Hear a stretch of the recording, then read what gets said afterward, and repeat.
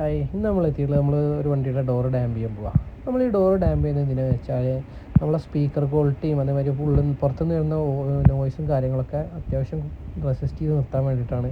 നമ്മൾ ഈ ഉള്ളിലുള്ള ഡോർ പാഡിൻ്റെ ഉള്ളിൽ കാര്യങ്ങളൊക്കെ ഉണ്ട്, വയറിങ് അതേപോലെ ലാച്ച് കാര്യങ്ങളൊക്കെ വരും. അതിൻ്റെ ജർക്കിങ്ങോ കാര്യങ്ങളൊക്കെ റെസിസ്റ്റ് ചെയ്യാൻ വേണ്ടിയിട്ടാണ് നമ്മൾ ഈ ഒരു ഡോർ ഡാമ്പ് ചെയ്യുന്നത്. ഇതിൽ നമ്മൾ ചെയ്തിട്ടുള്ള JBL GT Audio എന്ന് പറഞ്ഞാൽ അത്യാവശ്യം ക്വാളിറ്റിയുള്ളൊരു സ്പീക്കറിനെ ചെയ്തിട്ടുള്ളത്.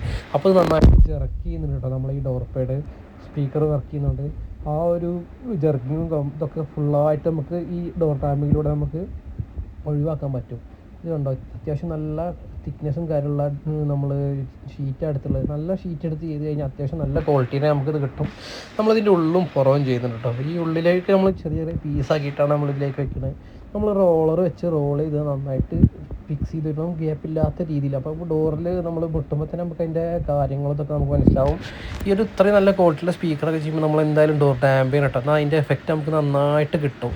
നമ്മൾ ഈ ഡോറിൻ്റെ പുറം ഭാഗം ചെയ്യുന്ന ഒറ്റ ഷീറ്റിലാണ് കേട്ടോ. ഒറ്റ ഷീറ്റിൽ ചെയ്തിട്ട് നമ്മൾ വയറിങ്ങും കാര്യങ്ങളൊക്കെ കട്ട് ചെയ്ത് പുറത്തേക്ക് ഇടും. ഇതേമാതിരി വരും. ആർക്കെങ്കിലും ഡാമ്പ് ചെയ്യണമെങ്കിൽ നമ്മളായിട്ട് കോൺടാക്ട് ചെയ്യുന്നത്.